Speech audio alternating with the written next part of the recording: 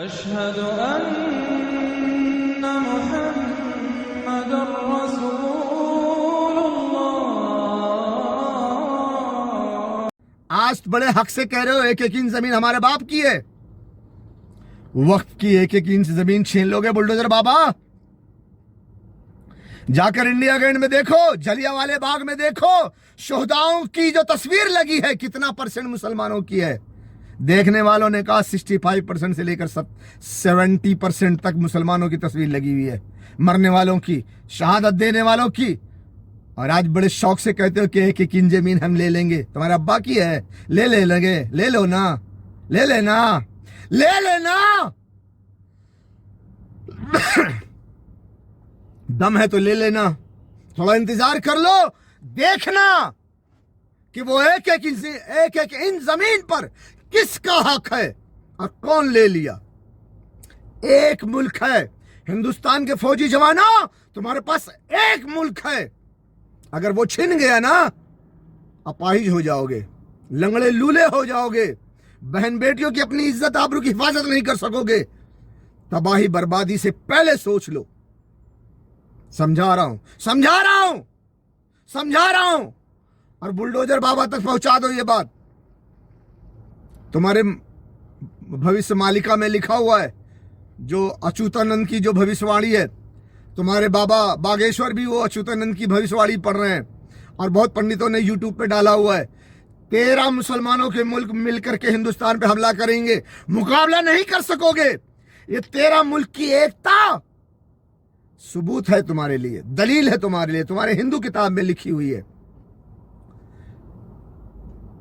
13 मुसलमानों के मुल्क मिलकर के हिंदुस्तान पे हमला करेंगे, उनके साथ चाइना भी होगा। लड़ सकोगे? हिंदुस्तान की फौज लड़ सकोगे? नहीं लड़ सकोगे।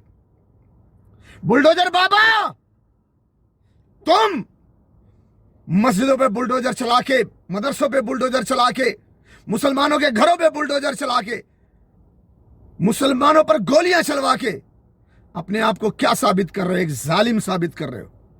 और जब भीड़ छोड़ोगे तो हमारी कौम की बेटियों की इज्जत आबरू से खेलेंगे वो।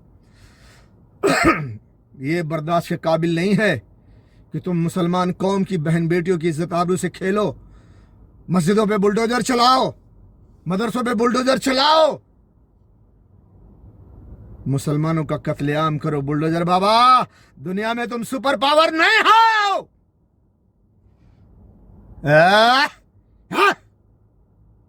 थोड़ा सा सब्र करो, तुम देख लेना। नजर जमाए रखो मुसलमानों पर। मस्जिदों पर बुलडोजर चलाना इतना आसान नहीं है और न चला सकोगे। चैलेंज करता हूं, मुसलमानों का खात्मा तुम नहीं कर सकोगे। थोड़ा जुल्म करोगे, तुम अपनी हद को जाओगे। और जिस दिन तुम अपनी हद को गए, जकड़ लिए जाओगे। किताबों में, इस्लामी किताबों में लिखा हुआ है, हिंदुस्तान के हुक्मरान लोहे की जंजीरों में जकड़ कर लाए जाएंगे। उस दिन सारी हेकड़ी निकल जाएगी। हाँ, लोहे की जंजीर में जकड़े होगे और तुमसे पूछा जाएगा, क्या मस्जिदों पे बुलडोजर नहीं चलाओगे? वक्त की एक एक इंच की जमीन नहीं छीनोगे? छीन लो, छीन लो। हाँ, तुम्हारे पास एक इंच जमीन नहीं रहेगी। हाँ, मुसलमान कौम की बेटियों को बाजार में ले जाके बेचोगे, जैसा कि गुजरात में बेचा है 41,40,000 या 41,80,000। मैंने वो 1000 की गिनती छोड़ दी है, सिर्फ 41 लाख याद रखा हूं। सिर्फ गुजरात से मुसलमानों का कत्लेआम करके 41 लाख मुसलमान की औरतों की बहन बेटियों को बाजार में बेचा है, जानता हूं मैं। और कहां बेचा है ये भी जानता हूं मैं। और अल्लाह के फजल करम से कुछ एक चंद लड़कियों का दीदार भी किया है जहां बेची गई हैं। ऐ जालिमों, इंतजार में एक लश्कर खड़ी है कि तुम जुल्म की अपनी हद को पहुंचो, ताकि तुम्हें वहां जकड़ लिया जाए। होश में आ जाओ, होश में आ जाओ। जुल्म की हद तक पहुंचने से पहले तुम्हें रोका जा रहा है, समझाया जा रहा है कि जुल्म छोड़ दो, जुल्म छोड़ दो, जुल्म छोड़ दो। मुसलमानों को कमजोर न समझो।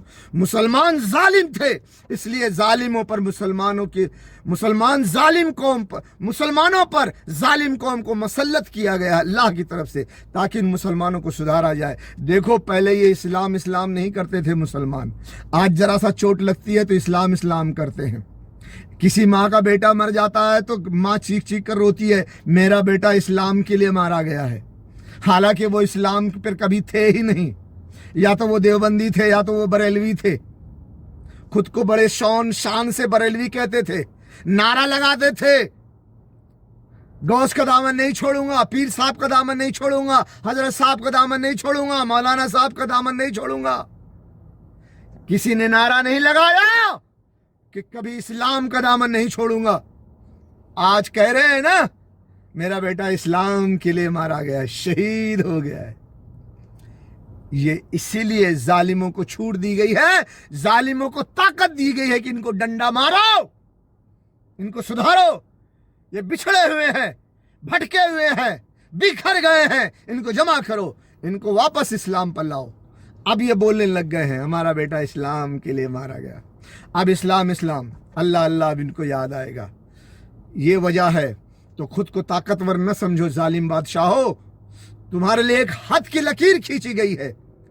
जिस दिन उस हद की लकीर पे पहुंचोगे, लोहे की जंजीर में जकड़ लिए जाओगे। जालिम तो जालिम ही होता है, जालिम के साथ अल्लाह नहीं होता, जालिम के साथ खुदा नहीं होता, जालिम के साथ ईश्वर नहीं होता। जो सच्चा सही माने में सृष्टि का निर्माण करने वाला ईश्वर होता है, वो जुल्म के साथ नहीं होता, वो हक और इंसाफ के साथ होता है।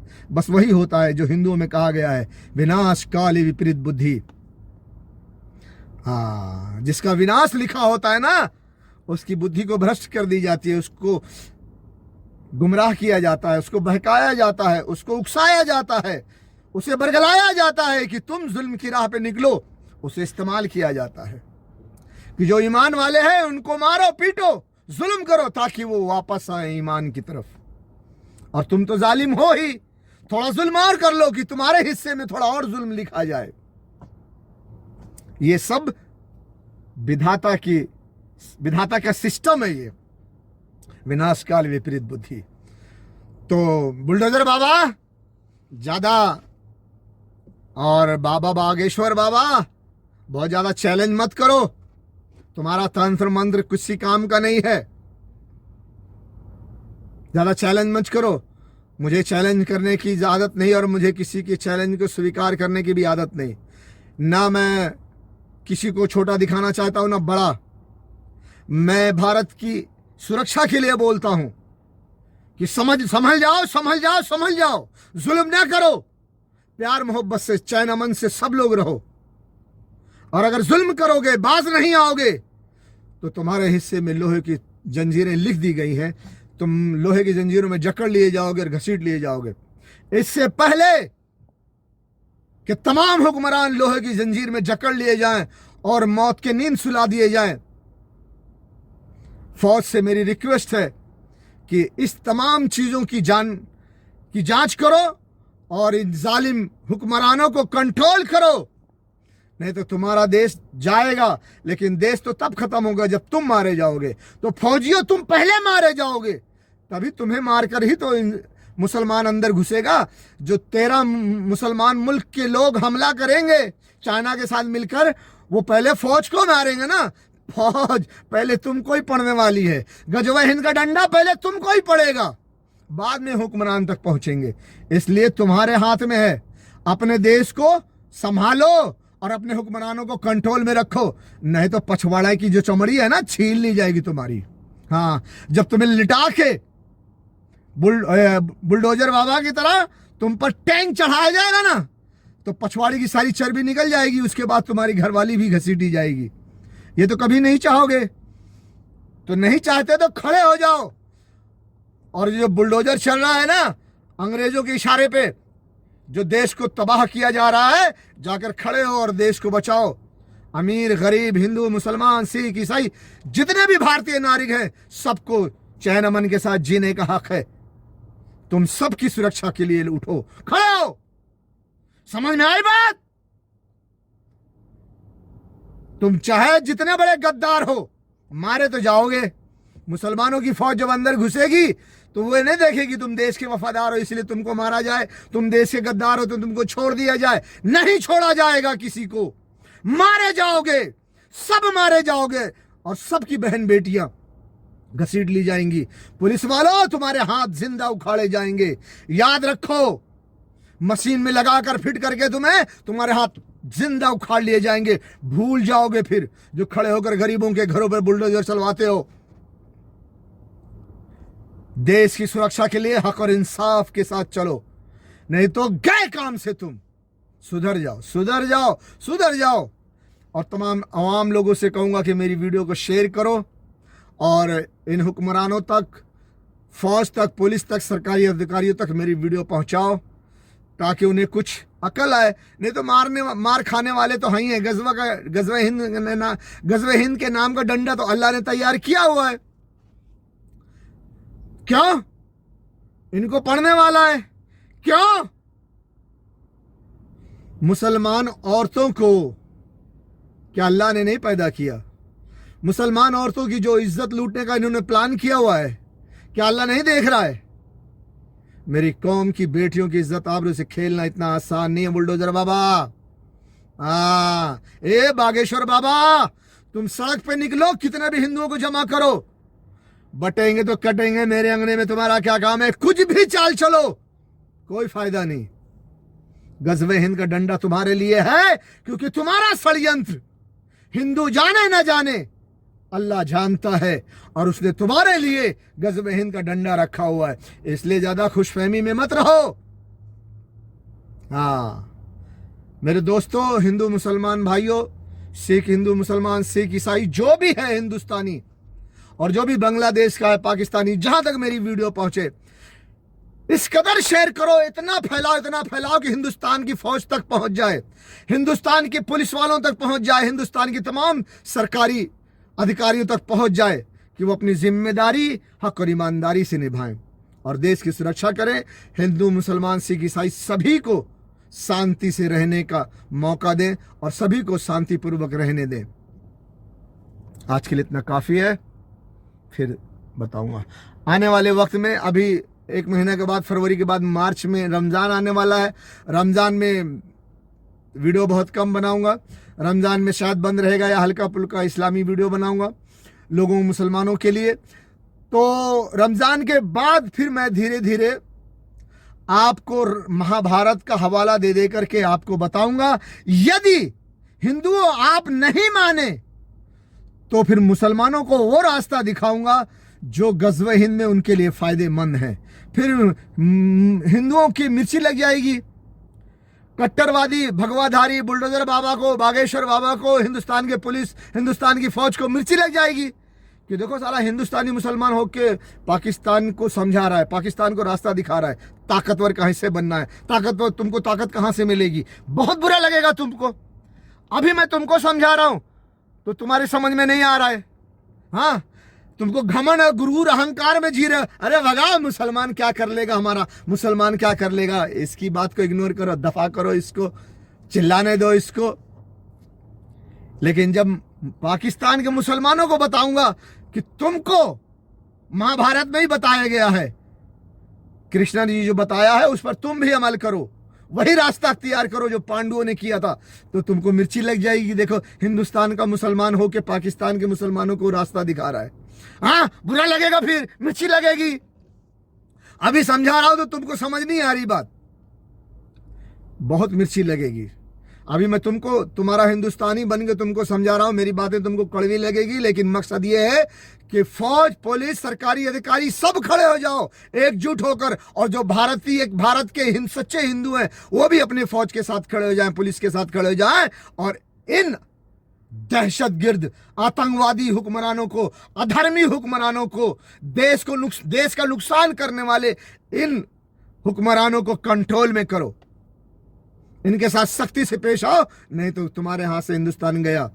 फिर जो करना है कर लेना। आज के लिए इतना काफी है, ठीक है भाई, समझा रहा हूं। क्योंकि आने वाले समय में ये जो फसाद होगा, इसमें मुसलमान औरतों की इज्जत बहुत लूटी जाएगी।